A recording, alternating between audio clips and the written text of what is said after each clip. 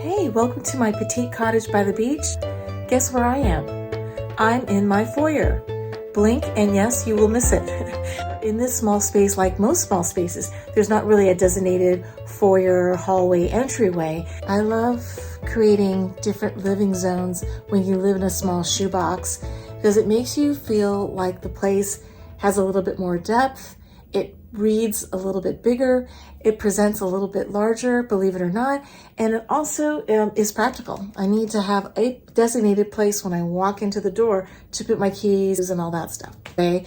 One way to designate an entryway area is by hanging a piece of art, or in my case, I chose a really large frameless mirror, but after a few years, I'm kind of missing a frame. And I thought, what kind of frame can I create on this mirror? It's really heavy and it's kind of permanently installed on this wall. And I've been loving these mirrors that have these beautiful faux sea coral, seashell kind of looking frames. And they're so pretty, but they are pricey. And I thought, maybe I can make my own version of that for less. I decided to use air clay and a little simple mold that you use for fondant, and I think it's gonna work.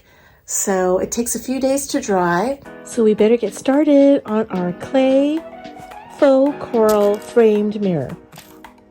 As I was doing more research on air clay, I realized most crafters prefer this company. They're made in Italy, called Das. It's a lot smoother and it doesn't crack as quickly. So we're gonna give this a whirl.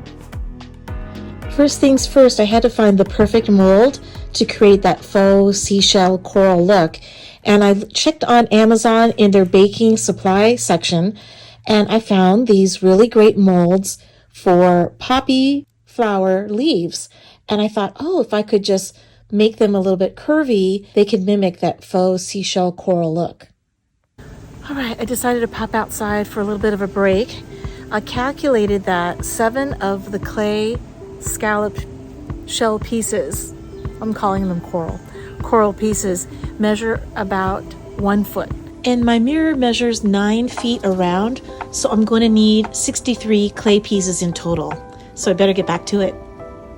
Because I got kind of a late start and I want the clay to dry quickly, I'm going to pop it into an oven set at about 150 to 200 degrees. I'm going to let the clay dry out in the oven for about 20 minutes or so, and then I'll probably flip them over for another 10 minutes, just making sure that they won't burn.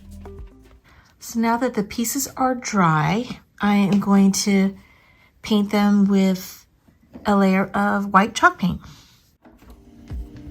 All right, it's time to take the plunge and hot glue these pieces onto the mirror. I decided to use hot glue because if I didn't really like the way the pattern was looking, it was fairly easy to remove.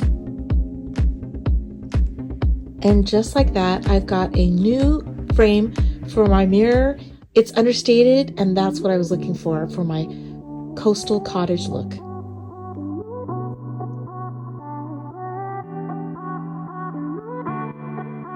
I can't tell you how good it makes me feel to walk into my small cottage and having a faux foyer dedicated to my purse, my keys, my shoes. It makes me feel like I live in a well-appointed home. I hope these tricks help you in your small space. See you next time. Bye.